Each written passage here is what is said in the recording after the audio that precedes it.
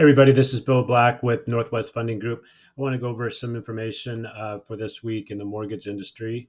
We have existing home sales that just came in, and we're down. The forecast was 3.4%, but we ended down 1.5% from last month. So better than expected. That's good news. And on a year over year basis, sales are down 34% as that pent up demand grows and waits for prices and rates to drop.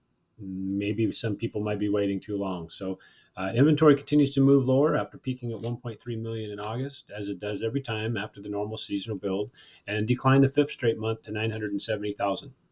This is a decline of 13.4% from the previous report. This supply is going to continue to keep prices from dropping and sets up for reacceleration and appreciation once hibernating buyers come back when rates drop. There's a 2.9% month supply is what's being reported, which is it's really tight. 4.6 months is considered normal, but if you look at the active listings and then which was 690,000, which means 29% of the inventory is in the existing sales report is under contract. So it's really not available. So the actual reality is that we have more like 2 months of available homes, which is still not enough homes available to meet the demands of the buyers. So it's still definitely a seller's market. 57% of buyers were on the market for less than 30 days, and the first-time home buyers account for 31% of sales, which is up from the previous 28%. Cash buyers accounted for 28% of sales, which is up from 26%, and the investors bought 16%, or 1 out of 6 homes were purchased by investors. Just kind of wanted to go over the existing homes sold in December. Went under contract when rates were the highest. So remember that these numbers that are showing today, the numbers that are reporting for what closed in December, was most likely put under contract 30 to 45 days ago, which was when rates were up to 7.37 was kind of the peak. So as we see these rates drop, we're going to see, the basically 30 to 45 days from these where we're sitting down here at a lower rate. We're going to see those coming out high. Every month we're going to see more and more production as people, they put the brakes on at 7.3, started buying again, and our mortgage applications really went up when rates got to, the high 5.996% in that rate. And that's what we're going to keep seeing there. So there's some big changes going on. There's something called the LLPA, which is a loan level price adjustment. And how I kind of explain this, it's a risk-based pricing that we have to deal with. It's around credit scores. It's around the debt to income. So the higher the risk, the more you're going to pay. Kind of like auto insurance, where auto insurance is you have a speeding ticket and maybe 2 or 3 speeding tickets, your insurance is going to go because you're higher risk. So just kind of showing you the chart here. What that means is the red is the higher hit or penalty, and then the green is better pricing. So the lower credit score people, 640s, they got some improvements here. This isn't actually the improvement. This is the new LLPA that is coming out. So they got a really good improvement at a 70 to 75% loan to value with a 640 to 659. And then these guys over here got a really nice improvement. This was like 2.25 cost before. And the problem, though, is what they're doing is they're releasing the high risk people and charging them less, but then they're taking the low risk people and charging them more with a higher credit score. So they're just kind of trying to weigh that out. So it's good for lower credit scores, but if you're looking at like a high DTI, you're going to be paying more. So really looking at getting credit cards paid down and debts paid down, and really put a plan in place before it's time to lock into that loan is going to help you out and get you the best rates and the best terms. So if anybody's looking for a home, it's really important, like 30, 60, 90 days that we start putting a plan in place to try to get you up to that 780 credit score. You can see the difference, like doing a 95% loan with a 780 or better. You're looking at, there's no hits here. There's 0 hits here at 90 to 95% at a 780. But as we go down, it's a quarter, 3/8, an eighth. And as you get, if you're at a 640, you're paying 0.875. So that's 0.875 of the loan amount that you'd be paying there. So pretty big hits there across the board. And if you can, you want to get away from that. So And let's talk a little bit about inflation. Been kind of hitting on this pretty hard and kind of trying to explain to people what is going on with inflation and how that ties to mortgage rates. So, inflation is what was happening is a whole bunch of money was printed, and that created and so the Feds then come out and say, okay, we got to slow this down. We're going to increase rates and going to slow down inflation is the idea behind that. Less money being given out, less people have money to spend, so prices of stuff will drop. So what the CPI is, the consumer price index is all of these items. So the food, energy, electricity, shelter, all of that kind of stuff is in here, right? So what every month you get the report of what those prices of all of these combined costs are for the month, if they went up or down from the previous month. And when they started printing money for our COVID, basically that started increasing these costs of money every month, 0.6, 0.6, 0.7, 0.9. And so the CPI number that is reported is a combination of 12 months of this. So what happened in December of 2022 when we got rid of zero point 0.6 and replaced it by negative zero point 0.1, that then lowered our CPI number. And you can see here as we go into the new year, this is so January this month is going to be, we're going to replace zero point 0.6. We should be sitting the last 1, 2, 3, 4, 5, 6 months was all below zero point 0.5. So as you can see, since 2012 to 2022, the last 10 years, zero point 0.6 is about the highest increase in inflation. 0.5, 0.3, and then they slowed it way down to 0.2 and then zero here. So as you can, every year, not too much inflation going on, a 0.5 here, then back down to 0.1. So they kind of level out a little bit, try to keep this under 2%. But when they start printing money and there's the inflation was hitting so hard, all of these 12 months combination, and you see here once we get past May of 2023 and June of 2023, we're going to replace these. Hopefully, gas prices stay low and our numbers improve. So as these numbers improve, then the Feds are going to lower the rates. So the 80% of all U.S. dollars in existence is printed in the last 2 years. You get that 80% of all money is printed in the last 2 years in U.S. dollars in the United States. So you can see it's a really inflation issue that we have a big problem with. So and one of the things that is in this is shelter. So when here's kind of how where inflation peaked, we're replacing these numbers with these lower numbers. So one of the things is around shelter is it's a lagging number that is reported. And the last time it was reported in December, it was the highest shelter in print in 38 years. So what's going on is as these lagging, like August of last year was the highest increase in rents. A couple things going on there. Some of it is a lot of these investors have sold their home and maybe they're charging $1,200 for rent. They sold their home, someone comes in, put $50,000 into it, and changes from $1,200 up to $1,500. 25% rent increase. Changes, puts $100,000 into a house and increases rents from $1,500 to $2,500. So all of those big changes look like, oh, look how much rents went up because of that. But actually, it went from a 1970s house to a brand new updated home, and they were able to change that classification of rents. So here's where it shows. This is the actual 5-month delay. This is what is being reported in the orange, and then this is actually what the reality is of where those rents have peaked out here, and now they're dropping. They're basically dropping down. So once this number starts dropping down in reporting, then what we're going to see is these numbers going even lower here, and then we're going to say, okay, hey, inflation's over. And you can see here, this is what the shelter in place is going to be replacing these recent numbers with the old numbers. And we should, I would say by May, we're definitely going to be, looking really good with rates, unless there's some kind of funky thing going on with, Russia and Ukraine, or trying to take out Japan, try to take on Japan, or some kind of a black swan event. So every month keeps getting better and better. Inflation should be improving, but there's a lot.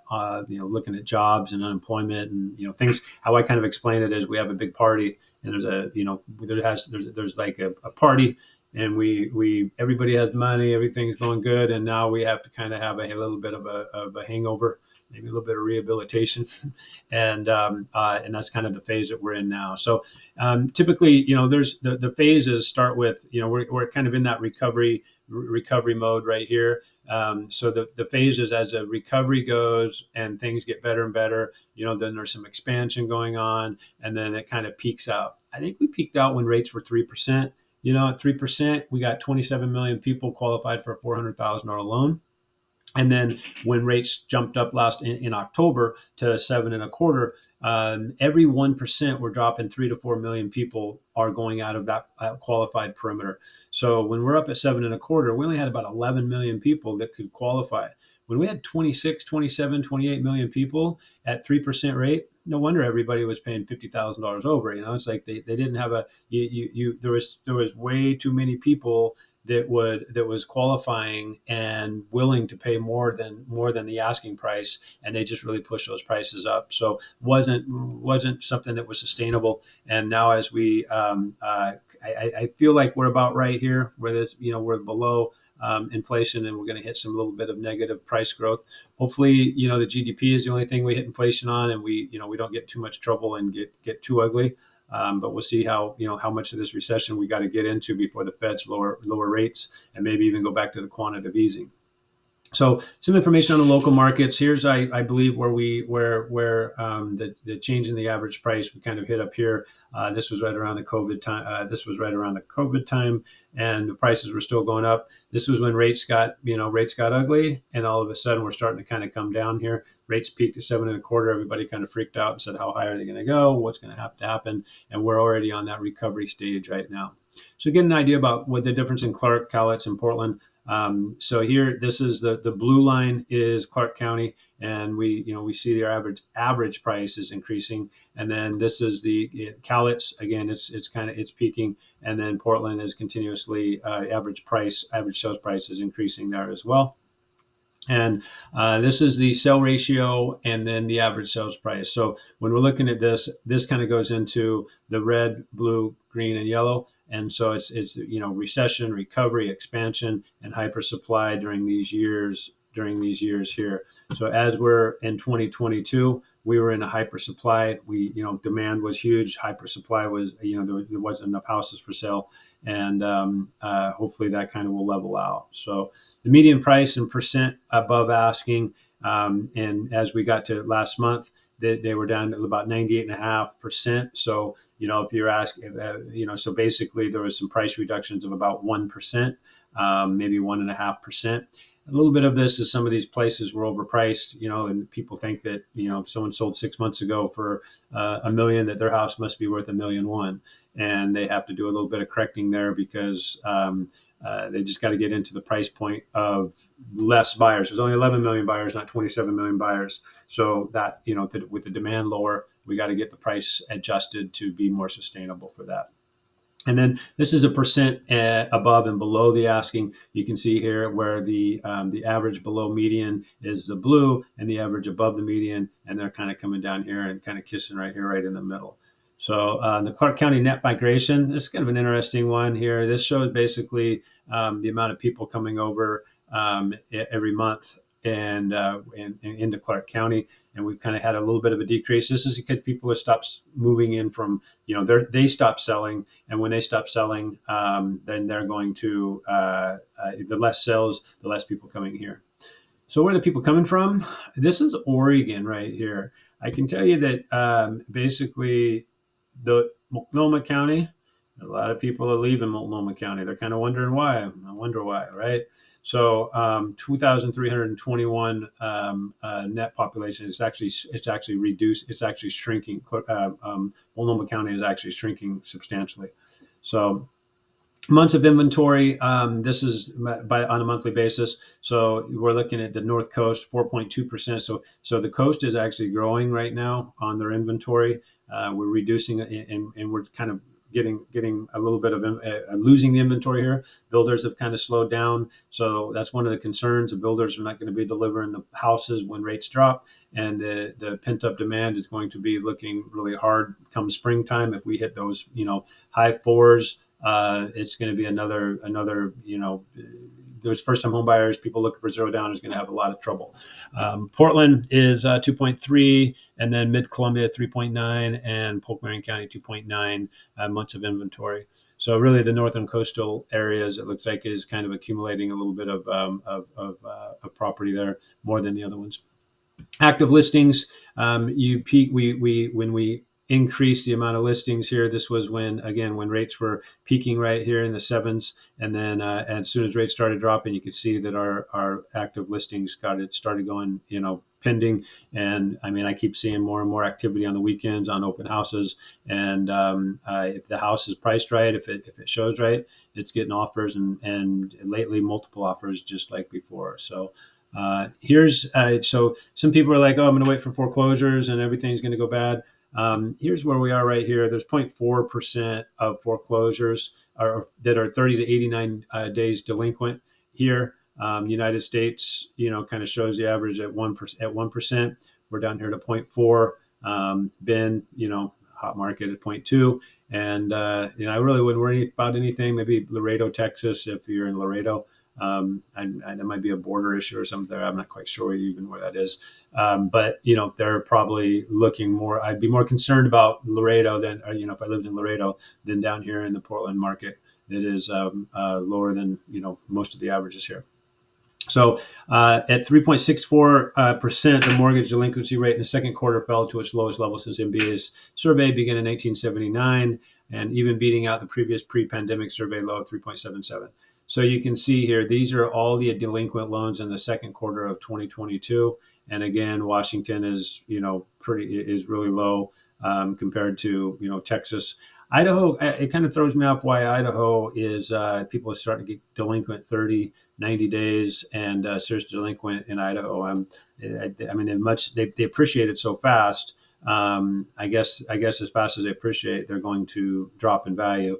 One of the concerns, what goes up fast goes down fast. But I'd be interested to hear anybody's input on why they think that Idaho is looking a little bit of risk at the second quarter of 2022. So the first half of 2022, Washington ranked really low here on homes in foreclosure, and compared to California and Florida is way up there with homes in foreclosure, and but we're still Washington's sitting really good with any distressed properties. So percent of adjustable loans out there, these are kind of to the wayside. You can see we haven't really been doing many adjustables since the last housing crash here in 2009. Kind of ups and downs, but it works for some people. Right now, a 5-year loan, 7-year loan is sometimes it's not even as good. It's not even priced as well as a 30-year. So it really just hasn't made much sense to do any kind of an adjustable. So it's not like we're looking at fear down the road because something's going to adjust and get ugly like it did back in this era, back in 2009. 90% of all homeowners have a rate below 5%. So, I mean, that's a big, huge number right there that says this is why a lot of people don't even want to move. So if they're under 5% and today's rates are 6.25%, they take their equity out, buy a new home, and their actually payment goes up, and they have the same amount, same loan amounts, a little nicer house, but their payment might go up $1,000. So this is why a lot of people are keeping homes. This is why a lot of people are actually turning their homes into rentals.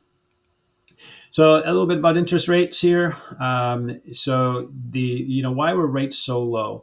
Quantitative easing started in 2009, and what quantitative easing was it was a short-term fix that they did. Quantitative easing, QE1, QE2, QE3, and then I think they stopped numbering it because it's probably QE 150 or something. So what that was the Fed said, oh, we're going to purchase 80 billion in treasuries and 40 billion in mortgage-backed securities a month.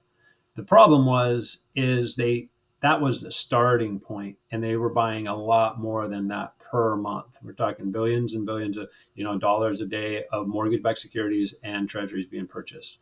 So you can see here there was back in June 11th of 2020, U.S. Fed to purchase 80 billion in treasuries and 40 billion in mortgage-backed securities a month.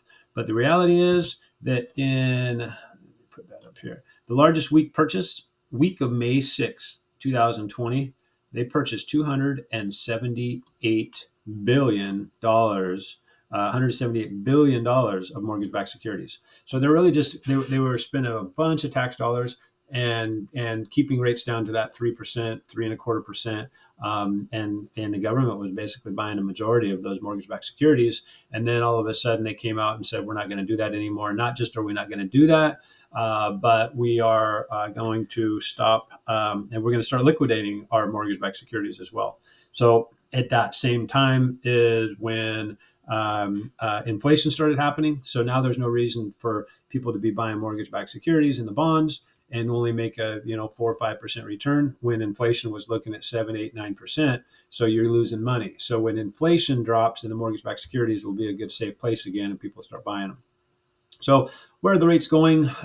Here's a couple forecasts going on. This is the Department of Treasury. We're about right where are we at right here around November. We're about right here, and so they're thinking that they may go up a little bit before they go down. But based on those inflation numbers, I think we're already this is showing at about 6.5% right here. We're already at 6%, 6.14. I think today was the rate. So, but it does show, that we have maybe, going through 2023, they're going to be up there still, and then they're going to drop substantially as we go into 2024 and things kind of get cleaned up a little bit with inflation. So the Fannie Mae, they're forecasting to fall as much as down to 4.5% in 2023. We got the supply chain is back to normal. Inflation's under control. Housing demand is high. Minimal distressed properties are on the market. We made safe, secure loans for the last 12 years. So the road to recovery is really on the way. So how do we manage that if we know that, I got a 6% rate today, but, it's going to, my payment is really high. So what I have to offer is a 2-1 buy down where a person will get, maybe in this case, it was, this was, I think around mid-December when rates hit 5.99, offered a 5.99 rate. And then we put $10,754, 2.1% from the seller. Right. And so we were saving him $592 a month. So we dropped their payment from $2,905 down to $2,312. And out of this $10,754, we're going to remove $592 a month to get this payment right here. The cool thing about this is that this money goes into their own escrow account. So if we get down the road here and rates get to that 4.5% and I'm ready to refinance them, then any money that I didn't use, so if I'm taking, let's say $600 times 6, $3,600 in 6 months, if rates get to where they make sense for him to refinance, I'll do a no cost refinance for him and be able to give him about $7,000 or 36 times about $7,000 to the principal of the house and pay it down. So he doesn't lose anything. So this 2-1 buy down, he's at 3.99% payment for 1 year and then 4.99% payment year 2. So it probably, I don't think we're going to see any rates get any better than 3.99.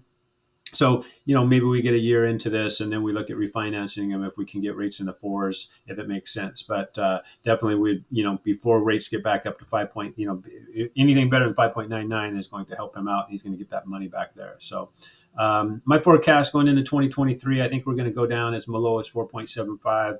And by the end of the year, we'll be bouncing between 4.75 and 5.5. Again, just depends on the volatility of everything that happens on a daily basis in our economy. And so talking a little bit more about what happened today at the end of the week. So you guys, I've been kind of sharing with you guys that we're staying within this range here. We're above the 100-day moving average, but we just couldn't break that ceiling. We touched it here, and I had a lock. I told people to lock at this point, and then we kind of lost a little bit of momentum. We went back up and hit that ceiling and didn't break it. Hit the ceiling, didn't break it, hit the ceiling, and kind of came down today. And this is kind of where we're sitting at. So this is pretty normal. We have these highs and lows, but we're staying within above the 100-day moving average. This is a 200-day moving average in the blue. And as we continue to edge up, hopefully we can continuously improve and get a couple more. When these inflation numbers come in, I think this is what we're going to see, some big spikes like this every time and climb that ladder there. This is a treasury, the 10-year treasury. We lost a little bit of momentum, but you can see. So treasury is high is not good. So again, this was, once we the last about 10 days down here, we kept dropping the treasury, which is a good thing for rates. And then today we lost that. We lost about 8 basis points, but we gained about 50 basis points from here down to here, which is making some good improvements. We were at 6.5, 6.625 on rates. We got down to probably 6.14 or 6.15 today is kind of where the rates are at. 5.19 on a 15, 5.7 on a jumbo, and then here's our arms. You can see why would you do an arm if it's a 0.15% difference in a 30-year and put some risk there. The FHA is down to 5.75. So what the best thing to do at this point, let's create a roadmap and, let's work together and kind of make sure we're maximizing credit scores and maximizing, debts and putting a budget together. It might not be today, it might not be tomorrow, but, if you're looking to buy or sell in the next, 12 months, I think we should talk. So have any questions? My information is right down here on the bottom. Greatly appreciate your time, and I'll chat with you guys soon.